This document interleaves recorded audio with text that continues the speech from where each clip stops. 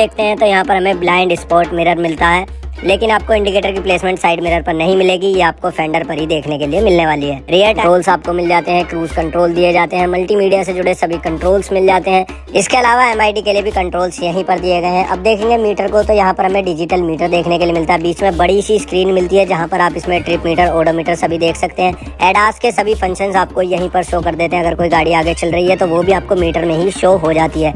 इसके अलावा tyre pressure मॉनिटराइजेशन system भी आपको इसमें देखने के लिए मिलता है। अब आ जाते हैं इसके इंफोटेनमेंट। हम बात करने वाले हैं न्यू 2024 रेनॉल्ट जॉगर के बारे में।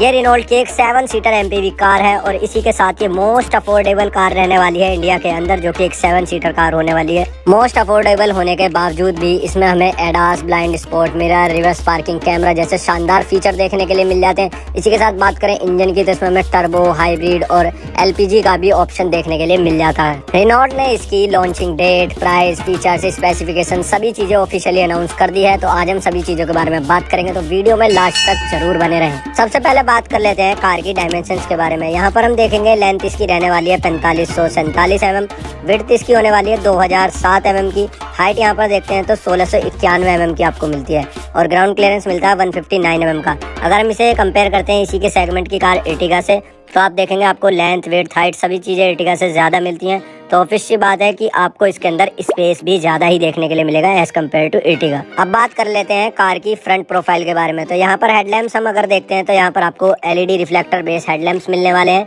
सेंटर में आपको मिलेंगे DRLs, इसके अलावा हेलोजन में आपको मिलने वाले हैं इसके इंडिकेटर। नीचे फॉग लैंप भी आपको मिल जाते हैं, लेकिन ये भी आपको हेलोजन में ही मिलेंगे। नीचे लोअर ग्रिल पर आपको रेडार की प्लेसमेंट मिल जाती है, क्योंकि इसके अंदर आपको एडास भी देखने के लिए मिलता है। अपर ग्रिल पर यहाँ पर हमें DC का लोगो देखने के लिए मिलता है, रेनॉल्ट का नहीं मिलता है। DC का मतलब छाबरा नहीं है, DC का मतलब है डासिया। ये भी एक रेनॉल्ट का ही ब्रांड है जो कि इंटरनेशनल फॉरेन मार्केट में चलता है, लेकिन जब ये इंडिया में लॉन्च होगी तो यहाँ पर आपको रेनॉल्ट का ही लोगो देखने के लिए मिलेगा। अब आ जाते हैं इसके टायर सेक्शन पर। तो यहाँ पर हमें 205/60 सेक्शन का टायर मिलता है। इसी के साथ हमें 16 इंचेस का इसमें एलॉय मिलेगा, जो कि इंडियन रोड के हिसाब से एकदम परफेक्ट रहने वाला है। यहीं साइड मिरर टायर सेक्शन भी सेम साइज का ही यहाँ पर दिया गया है। फ्रंट और रियर में डिस्क ब्रेक दिए गए हैं। इसी के साथ इसमें हमें एडवांस इमरजेंसी ब्रेकिंग सिस्टम भी देखने के लिए मिलता है। अब आ जाते हैं इसकी रियर प्रोफाइल पर। यहाँ पर सबसे पहले देखेंगे हम टेल लैंप्स, जो कि आपको LED में मिलते हैं। इसके अलावा इनका लुक्स आप देखेंगे तो कहीं ना कहीं एर्टिगा जैसा ही इनका लुक दिया गया है। नीचे की तरफ 4 पार्किंग सेंसर्स आपको मिल जाते हैं। रिवर व्यू पार्किंग कैमरा यहाँ पर आपको दिया गया है। पीछे डासिया की बैचिंग मिल जाती है, जो कि हमें बाद में जॉगर की या फिर रेनॉल्ट की देखने के लिए मिलेगी।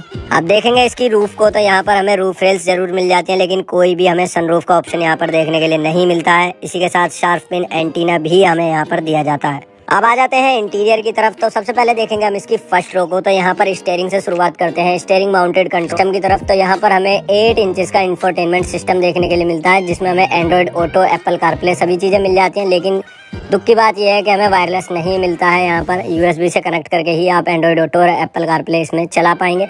काफ़ी बेसिक सा दिया गया है। नीचे की तरफ बढ़ेंगे तो यहाँ पर देखेंगे आपको ऑटोमेटिक क्लाइमेट कंट्रोल AC देखने के लिए मिलता है। डैशबोर्ड का लुक कुछ इस तरीके का रहने वाला है, इतना ज़्यादा प्रीमियम नहीं है, प्रैक्टिकल यूज़ के मतलब से बनाई गई ये कार है।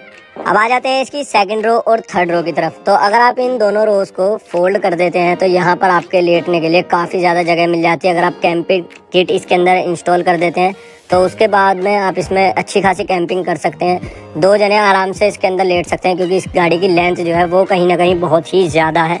सेकंड रो की सीट हमें 70-30 स्प्लिट ऑप्शन के साथ में मिल जाती है। इसी के साथ थर्ड रो की जो सीट्स हैं उन्हें भी आप फोल्ड कर सकते हैं, जिसकी वजह से इसके अंदर इतना ज़्यादा स्पेस आपको देखने के लिए मिल जाता है। अगर हम चेकआउट करते हैं सेकंड रो में स्पेस, तो वो हमें काफ़ी अच्छा खासा देखने के लिए मिल जाता है। अगर हम कंपेयर करते हैं एर्टिगा से, तो उससे ज़्यादा ही देखने के लिए मिलता है। इसी के साथ तीनों एडजस्टेबल हेडरेस्ट दिए जाते हैं, तीनों पैसेंजर के लिए सीट बेल्ट। यहीं पर चले हम थर्ड रो में, तो यहाँ पर आपको 2 कैप्टन सीट मिलती हैं, दोनों के लिए एडजस्टेबल हेडरेस्ट। सेकंड रो और थर्ड रो में दोनों में ही आपको AC वेंट भी देखने के लिए मिल जाते हैं। अब बात कर लेते हैं कार के सेफ्टी फीचर्स के बारे में। तो इस कार के अंदर हमें ABS विद EBD देखने के लिए मिल जाता है, ड्राइविंग असिस्ट दिया जाता है, इलेक्ट्रॉनिक स्टेबिलिटी प्रोग्राम मिलता है, हिल होल्ड असिस्ट दिया जाता है। और बात करें एयरबैग की, तो इस कार के अंदर हमें 7 एयरबैग्स दिए जाते हैं। अब बात करें अगर हम इसके बूट के बारे में, तो यहाँ पर हमें बूट स्पेस जो देखने के लिए मिलता है मिनिमम, अगर तीनों रो अगर हम यूज करते हैं तो उसके बाद में हमें 160 लीटर का ही बूट स्पेस देखने को मिलेगा।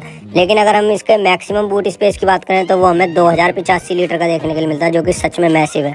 अब बात कर लेते हैं कार के इंजन के बारे में। तो इस कार में हमें 3 इंजन ऑप्शन देखने के लिए मिल जाते हैं, जिसमें पहला है 1 लीटर का टर्बोचार्ज 3 सिलेंडर इंजन, जो कि पावर प्रोड्यूस करता है 110 हॉर्स पावर और 200 न्यूटन मीटर का ये टॉर्क प्रोड्यूस करता है। सेकंड इंजन ऑप्शन हमें इसमें मिलता है 1 लीटर 3 सिलेंडर का, जिसे आप चाहें तो एलपीजी या फिर नॉन एलपीजी दोनों में ले सकते हैं। बात करूं एलपीजी की तो उसमें हमें 99 हॉर्स पावर और 170 न्यूटन मीटर का टॉर्क मिलता है, और नॉन एलपीजी में हमें 90 हॉर्स पावर और 160 न्यूटन मीटर का टॉर्क मिलता है। अब बात कर लेते हैं इसके थर्ड और आखिरी इंजन ऑप्शन के बारे में। तो ये हमें 1.6 लीटर का 4 सिलेंडर इंजन देखने के लिए मिलता है, जो कि प्योर हाइब्रिड के साथ में आता है, और इसमें हमें 1.2 किलोवाट आवर की लिथियम आयन बैटरी पैक मिलता है। बात करें पावर की तो मैक्सिमम पावर ये प्रोड्यूस करता है 140 हॉर्स पावर और 205 न्यूटन मीटर का ये टॉर्क प्रोड्यूस करता है।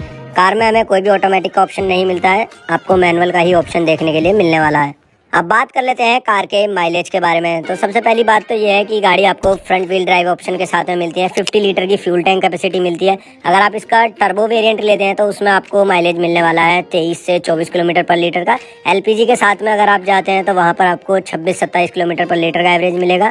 नॉन एलपीजी पर वही आपको 23 से 24 का मिलने वाला है। यहीं सबसे अच्छा माइलेज आपको मिलता है हाइब्रिड ऑप्शन के साथ में। इसमें हमें 30 से 35 किलोमीटर पर लीटर का माइलेज मिल जाता है, क्योंकि ये कार आती है प्योर हाइब्रिड इंजन के साथ में।